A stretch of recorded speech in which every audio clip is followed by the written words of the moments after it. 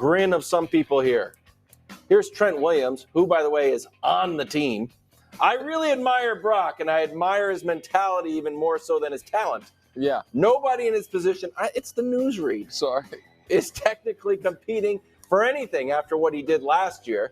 To be familiarized with what he did last year, 7-1. And the only game he lost, he had to go to the hospital and have surgery because he got taken out in the first half. Right. And he was so brave, he had to go back in the game. He's like, guys, really, I need surgery. Should the 49ers have a quarterback battle, Nick? Of course.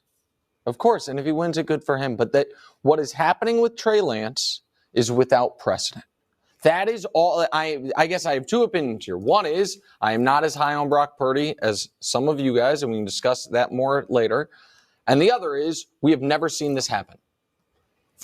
So I went to the annals of history as far as biggest quarterback busts. And I don't mean to be mean, but the biggest bust in NFL history. First-round picks. Ryan Leaf got 18 starts. Jamarcus got 25.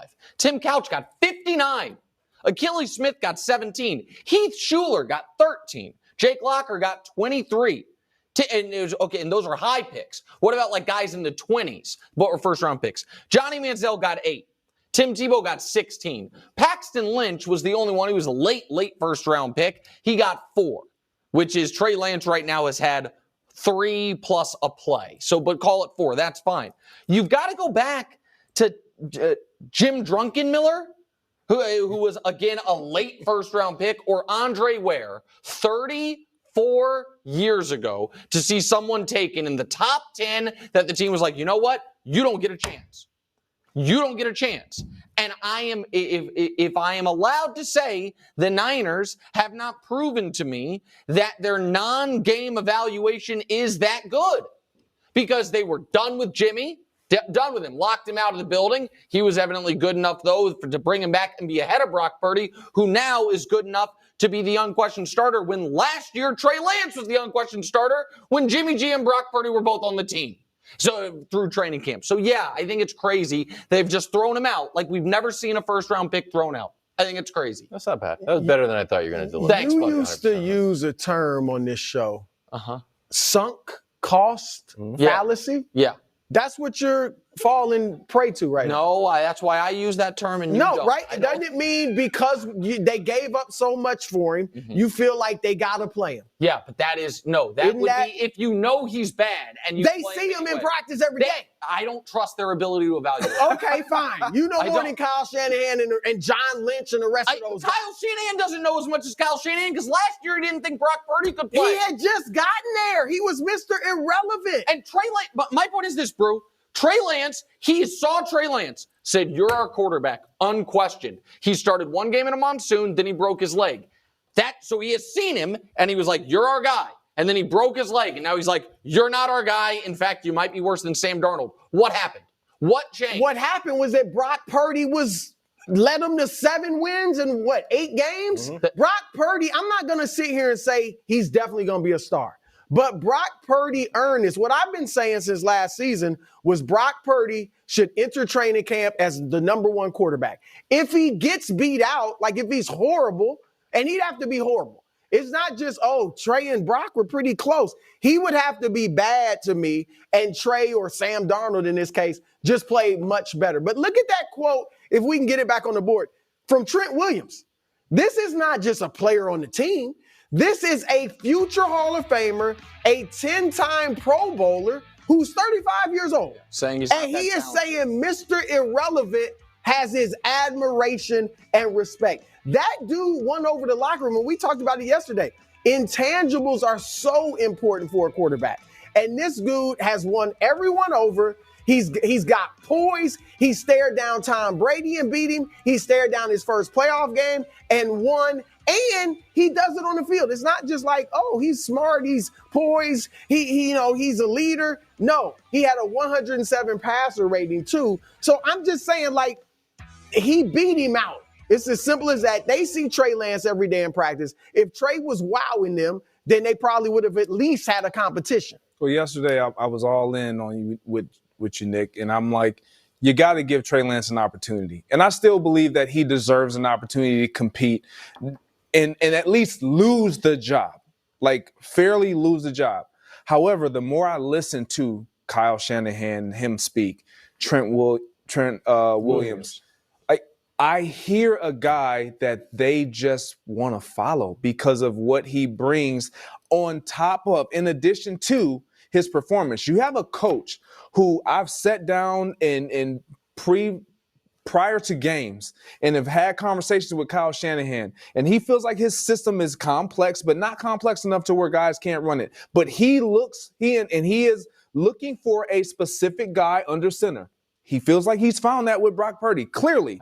And for him to have commanded and earned the respect of not just the guys in that offensive huddle, but everyone in that building, it is hard to relinquish that responsibility of quarterback and leader and seeing all of what you talk about, the 7 wins and the 1 loss, all the things, and give it to somebody who you are uncertain about. You're still trying to figure out, is he going to be the guy? Now, I believe, to your point, Trey Lance just haven't been given the opportunity. Had no chance. Like, he's not been. The only way you can truly find out what someone is if you put him in the fire. He's not in the game, not just practice. Correct. I get that. The fire is not practice. That is game. Practice is a completely different atmosphere than a game. Also, could look really bad against the Niners defense and be pretty good. If in practice, you're up against what everyone considers one of the 2 or 3 best defenses in football. Maybe you would look good if in your first game of the season you're playing the Cardinals. Like, oh, this is way easier than I thought. I don't think they actually played Cardinals first game, but that's a divisional rival. But go ahead, Wild. All right, so here's the question. Yeah. Because I think you actually made sense. Yeah. More so than the morning meeting when I thought it was going to be fire and brimstone. I was like, oh, I'll buy that. So suppose you're Trey Lance, like, Harry, you broke your leg. Unless Brock Purdy lights the world on fire, this is hypothetical world, the job is yours. And then Brock Purdy comes out and doesn't lose a game. Yeah. He leads the NFL in passer rating, and he leads the NFL in yards per pass. Like, hey, man, remember that weird scenario where Mr. Irrelevant turned out to be kind of one of the best quarterbacks in the entire NFL? Now it's his job. Sorry, that's the way the crumble cookie crumbles. So that's legitimate. I would have 2 responses to that. First one is, I might be okay with that if the Niners were positioning this differently. If the Niners' public comments were, we love Trey Lance. We loved him enough to trade 3 first-round picks for him. We didn't start him as a rookie because we were coming off we had a Super Bowl appearance and Jimmy G was still here. Last year we were going full force with him. It is not fair to evaluate him based off one game from last year. But as it turns out, we may have found, they don't have to use the name, our Tom Brady, a late-round pick. And so we love Trey. We think he can be great. But Brock has earned this. If that's how they were positioning it, then maybe I'd be more okay with it. But that's not how they're positioning it. That's that. You know what? Life's not always fair, and we will try to find him opportunities or a trade partner because could be a quarterback in this league. What I think has happened to Trey Lance is just he is not. You don't get a choice of who drafts you. They drafted you. They said, wait a year and then it's your job. And now they're saying you're not allowed to play. The other thing that I believe is this. I don't think people necessarily love Brock Purdy. But I do think that folks that really liked Jimmy G, that side of the table, Brock Purdy being good is a must happen. Because if he's not, and you can go 7-0, then maybe the quarterback wins we all prayed to at the altar of Jimmy G were all nonsense. Maybe the idea that if you just have competence at the quarterback position, not Nick Mullins, not C.J. Beathard, not the people from the Obama administration. I'm not even thinking about Jimmy G. Okay. I mean, honestly. Brock Purdy had a 107 passer rating. Brock Purdy played well. He played better than Jimmy G.